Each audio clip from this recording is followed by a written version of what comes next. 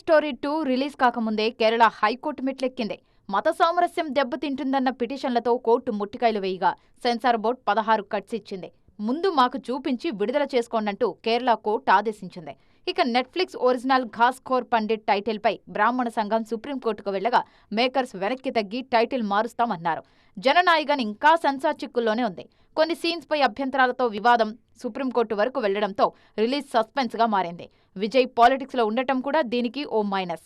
ఇక Ranveer Singh Dhurandhar 2 cinema shooting లో rules break చేసి ప్రాణాపాయం కలిగించేలా వ్యవహరించారని ఏకంగా ముంబై కార్పొరేషన్ ప్రొడక్షన్ హౌస్ ను బ్లాక్ లిస్ట్ లో పెట్టి నోటీసులిచ్చింది. కాలీవుడ్ లో ఈ టైటిల్ గొడవలు ఎక్కువయ్యాయి.